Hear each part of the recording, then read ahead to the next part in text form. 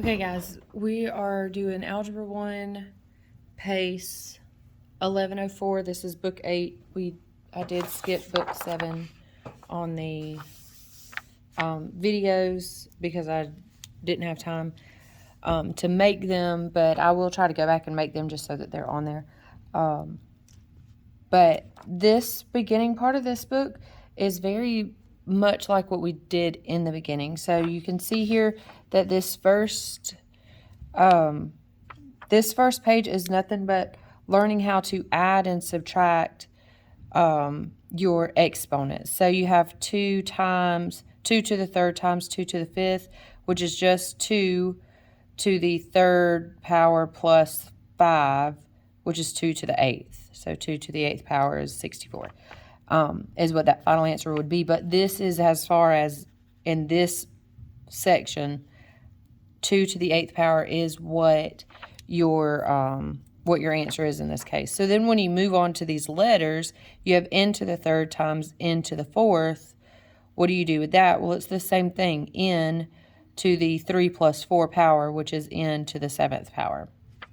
And then when you get down here and you have 3 of them, 2 times 2 to the third power times 2 to the fourth power, it's just the same thing. 1 plus 3 plus 4 equals 1 plus 3 is 4. 4 plus 4 is 8. So 2 to the 8th power. And that's all that you do on this page here. So remember, as you're going through this, you can only combine like terms. So when you get down here and it has on number 6 and it has 3a and 2a, you can add both of those together because their variables are both a. But if that was 3a and 2b, then your answer would be x to the 3a plus 2b power. You cannot combine those because they don't have the same variable. So right here on number 7, that is the example of that. So x to the third power 3 times a and x to the b power. So your answer to this is x 3a plus b. And that's it. It doesn't go any further than that. All right, so coming over to the other half of the page, you're just going to be looking at this same type of stuff. So here it's b to the third power times b to the first power. That's b to the fourth power. You can add that together. All of those, you can add all of those exponents together.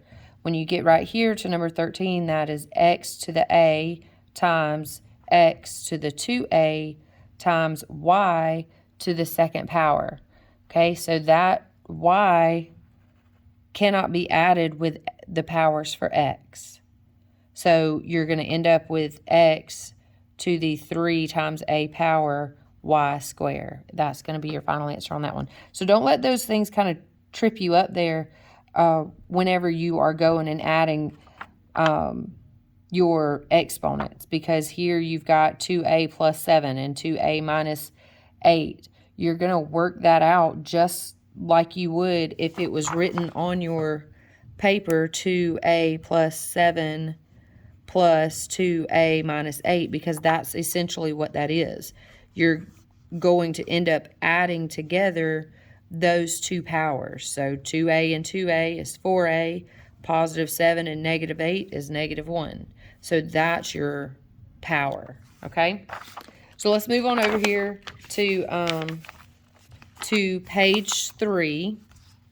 And this is where you're going to solve as needed on these exponents, okay? So it says remove parentheses where necessary and simplify. So right here we have negative x, close parentheses, to the 6th power. All right, so this is an even number. So when you multiply a negative times a negative, it becomes a positive. So remember that this is negative x times negative x times negative x times negative x times negative x times negative x. 1, 2, 3, 4, 5, 6. Okay, so negative x times negative x is positive x to the second power. Positive x to the second power times negative x is negative x to the third power. And then you just continue on, okay? So, like, I already know that my final answer is positive x to the sixth power because that's an even number.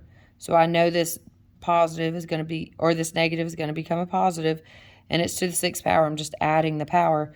But if you need to work it out, my opinion is the best way to do that is to take your doubles and do those first. So negative x times negative x is x squared. Negative x times negative x is x squared. Negative x times negative x is x squared. And then I'm going to multiply those three together. X squared times x squared is x to the fourth. X to the fourth times x squared is x to the sixth. So either way, if you can do it in your head, that's great. But if you need to kind of break it down, I feel like that's an easy way to do that. Okay, so here you've got 3 times, open parentheses, xy, close parentheses, to the third power. So the thing to consider here is this 3 out here in the front, it is not raised to the third power. The only thing that is raised to the third power is what is inside the parentheses, because that's where that third power is. So your answer on this is going to be 3x to the third, y to the third. Okay? So then when you get down here to number 3, you have open parentheses, 4xy, close parentheses, square. Okay, that 4 is inside the parentheses. The x and the y are inside the parentheses. So that whole thing is squared. So you're going to square the 4, you're going to square the x, you're going to square the y. Okay?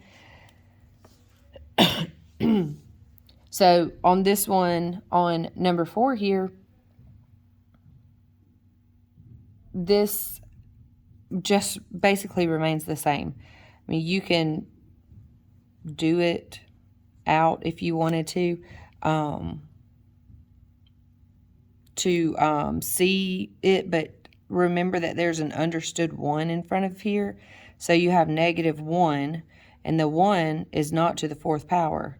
The x is to the fourth power. So you have negative 1 times x times x times x times x. So the negative 1 stays the same. X times x times x times x is x to the fourth. So your answer is negative x to the fourth. Understood 1. All right. So you should be able to finish the rest of that page on your own without a problem. So we'll move on to the next page. And the next page is going to be doing, we're going to be working with fractions, okay? So the difference in the parentheses in the first example versus the rest of these. So in example 1, the fraction 2 over 3 is inside the parentheses, all raised to the second power. So the whole thing is 2 over 3 times 2 over 3. But in this one, the only thing that's to the second power is the 2. So the only thing you're going to square is the 2. And then in the last one, the only thing that's to the second power is the 3. So make sure that you recognize and you pay attention what is in parentheses and what is not in parentheses, because you don't want that to mess you up whenever you're doing your problems. Okay, so here we are on number 11, and all you're going to do is remove the parentheses and simplify. So all this is 2 over 3 times 2 over 3 times 2 over 3. So 2 times 2 times 2 is 8. 3 times 3 is 9 times 3 is 27. And then you need to decide if that is in lowest terms there. Can you reduce that any? And the answer is no, you can't. But you still need to recognize that that's something you need to look for. All right, so number 12 is the exact same except for it's raised to the fourth power. And it's 1 over 3. So you basically do the same thing. You just do it 4 times. And number 13, notice the only thing that is raised to the third power is your numerator. The denominator is going to remain 15. It's not going to change. Okay? There it's just throwing the letters in for you. Same thing on number 15 and 16, 17, and then 18. Notice that the denominator is the only one that is inside the parentheses. Okay, so now down here on the bottom of page 4, and this is going to be the last section that we do for this video. So down here on page number 4, we're basically doing the same thing that we were already doing on these other 2 pages. But now they've given us some values for x, y, and z. Okay, x is 2, y is 3, z is 1. So all you have to do is substitute those in. But remember, when you do it, you put your parentheses in the appropriate place and you square the appropriate things. So right here on number 1, open parentheses, x is 2. So I'm going to say 2 squared. And then it's multiplied by y, which is 3, close parentheses, and the whole thing squared. So if you have a calculator that you can just throw this in and figure it out, just throw it in. Just remember, open parentheses, 2 squared times 3, close parentheses, squared. If you don't have the calculator, then you have to do it by hand, which is just as easy. 2 squared is 4 times 3, the whole thing squared.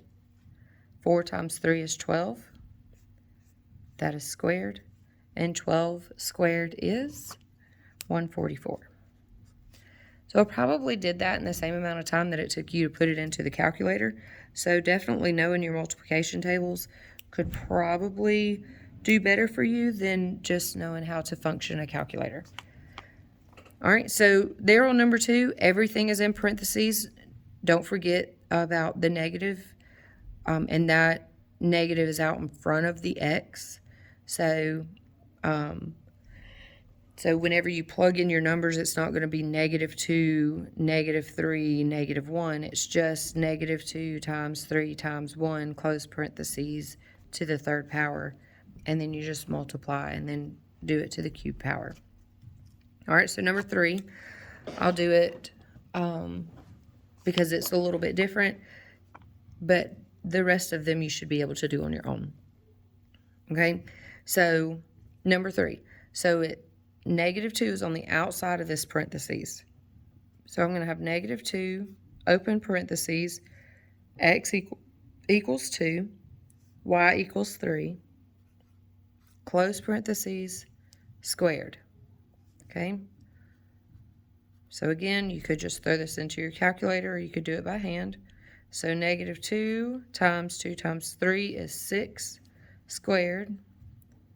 -2 times 6 squared is 36. -2 times 36 is -72. So that should be the answer you got, whether you did it by hand or you put it in the calculator or whatever you did. So then just know that 5, you have -y to the, and then close parentheses, to the 3rd power. 6 it's the same thing because your y is negative and y is 3. So when you do your multiplying, you're going to put your negative on the outside just like you would on the other ones, and you'll have 3 times 3 times 3, which is -27. So 5 and 6 are essentially the same thing. 7 and 8, same thing. You should be able to finish those, okay? So I'm going to do another video, and we'll go through the next couple of pages.